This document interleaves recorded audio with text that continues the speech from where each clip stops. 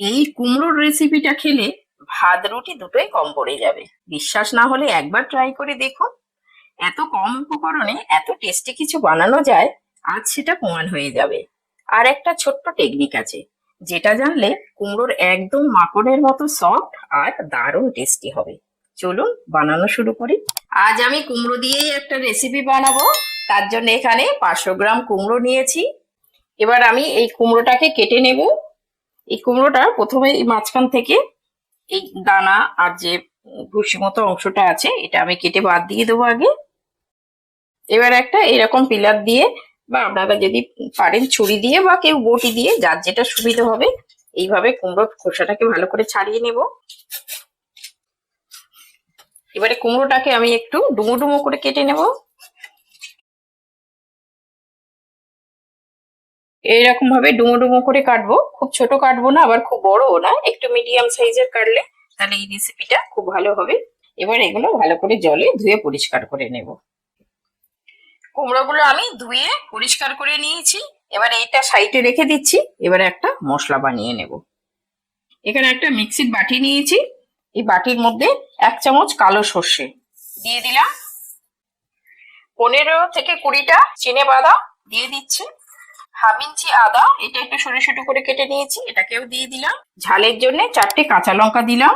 সর্ষেটা যেহেতু একটু কালো সর্ষে দিয়েছি, কালো সর্ষে অনেক সময় তিতো হয়ে যায়, সেই জন্য অল্প একটুখানি লবণ দিলাম। এবার একটু সামান্য জল দিয়ে এটা একটা মিহি পেস্ট বানিয়ে নেব। মিক্সির মশলাটা আমার পেস্ট করা হয়ে গেছে, দেখুন এইরকম মিহি হবে একদম। যেহেতু সর্ষে দেওয়া আছে একটু মিহি করে বাটতে হবে। মশলাটা আমি বাটির মধ্যে ঢেলে নিয়েছি। এবার এর মধ্যে কিছু শুকনো মশলা মেশাবো। এখানে ছোট চামচের হাফ চামচ হলুদ গুঁড়ো নিয়ে নিচ্ছি। এখানেও ছোট চামচের হাফ চামচ জিরে গুঁড়ো দিয়ে দিলাম। এখানে ধনে গুঁড়ো হাফ চামচ নিয়ে নিলাম। এখানে কালারের জন্য হাফ চামচ রেড চিলি পাউডার নিয়ে নিলাম, এটা একটু কালারের জন্য। ঝালের জন্য আমি আগেই কাঁচা লঙ্কা দিয়েছি। এই মশলাটা এইভাবে মিশিয়ে নিলে কি হবে, যে সিলে বাটার যে স্বাদটা সেটা পাওয়া যায়। আমার সব জোগাড় হয়ে গেছে, এবার আমি রান্নাটা শুরু করে দেব। এখানে আমি গ্যাসের উপরে একটা কড়া বসিয়ে দিয়েছি, কড়াটা আমার গরম হয়ে গেছে। এবার আমি 2 চামচ মতো তেল দিয়ে দিচ্ছি। এটা আমি সর্ষের তেলেই রান্না করব। তেলটা আমার গরম হয়ে গেছে। যে কুমড়োটা আমি কেটে রেখেছিলাম, এই কুমড়োটা আমি একটু তেলে হালকা করে ভেজে নেব।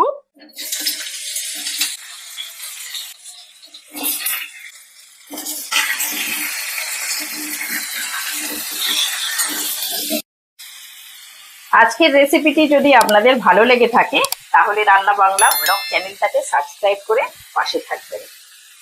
কুমড়োটা এবার আমি একটা থালার মধ্যে তুলে নিচ্ছি। কুমড়োটা আমি তুলে নিয়েছি। এই কড়ার মধ্যে আরো আমি 1 চামচ তেল দিয়ে দেবো। তেলটা আমার গরম হয়ে গেছে। এর মধ্যে 2টো শুকনো লঙ্কা ফোড়নে দিয়ে দিচ্ছি, আর 2টো তেজপাতা আমি একটু মাঝখান থেকে হাত দিয়ে ছিঁড়ে এটাকে দিয়ে দিচ্ছি। এখানে আমি 1 চামচ 5 ফোড়ন এটাকে দিয়ে দিচ্ছি, আর গ্যাসটা কিন্তু একদম লো টু মিডিয়ামে রেখেছি।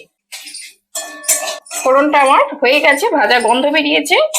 এবার যে মশলাটা আমি বাটিতে গুলে রেখেছিলাম, এই মশলাটা আমি দিয়ে দেবো এর মধ্যে।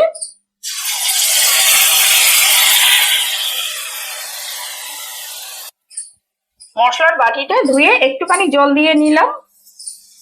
এই মশলাটা আমি খুব ভালো করে কষিয়ে নেব।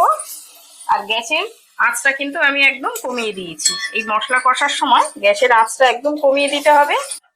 এই মশলাটা সুন্দর করে কষিয়ে নিতে হবে। এই মশলা কষার উপরেই কিন্তু রান্নার স্বাদটা বাড়ে।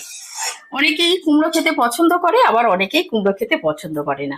আমি বলবো আজকে আমার মতো করে এই পদ্ধতিটা একবার কুমড়োটা রান্না করে দেখবেন। যে কুমড়ো খেতে পছন্দ করে না সে কিন্তু চেয়ে চেয়ে খাবে।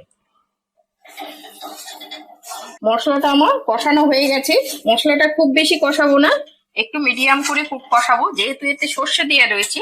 খুব বেশি কষালে কি হবে, সর্ষেটা তেতো হয়ে যেতে পারে। এবারে যে কুমড়োগুলো ভেজে রেখেছিলাম, এই কুমড়োগুলো আমি এর মধ্যে দিয়ে দিচ্ছি। এবার আমি এর মধ্যে স্বাদ মতো লবণ দিয়ে দিচ্ছি, আর কুমড়োতে 1 চামচ চিনি দিয়ে দিচ্ছি। এই রান্নাটা কিন্তু একটু মিষ্টি মিষ্টি হবে, সেই জন্য চিনিটা অবশ্যই দিতে হবে।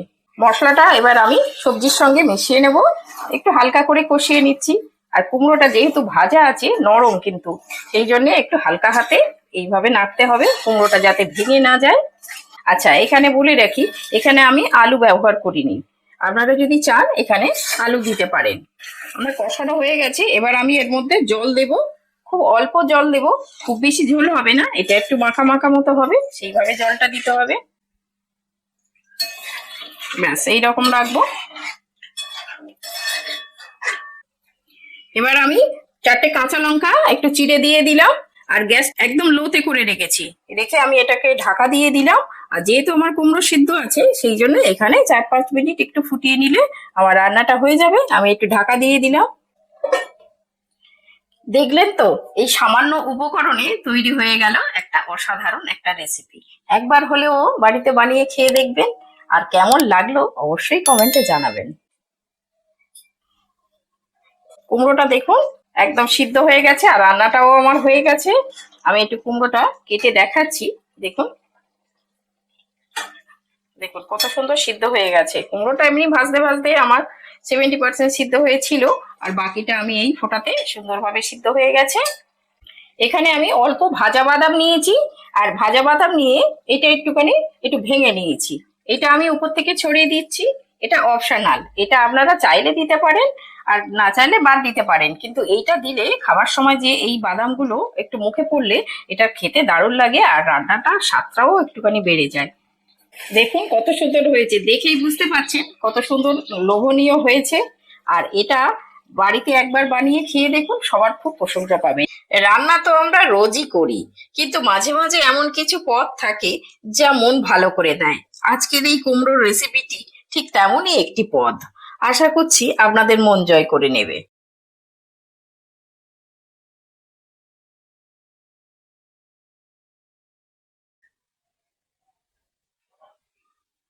আমি বসেছি, খেতে দাও। হ্যাঁ, আসছি। ও, বসেছো? হ্যাঁ, খেতে বসেছি। আজকে একটু দেরি হয়ে গেল। ঠিক আছে, অসুবিধা নেই। কি করেছো? দেখো কি করেছি, দেখেই বুঝতে পারছো এটা কি। কুমড়ো দেখতে পাচ্ছি। হ্যাঁ, আজকে যে পাকা কুমড়োটা এনেছিলে, সেই কুমড়ো দিয়েই আজকে একটা রান্না করেছি। খেয়ে ও, দেখো সেই কেমন কুমড়ো দিয়ে হয়েছে। করেছো? হ্যাঁ, খেয়ে দেখো কেমন হয়েছে।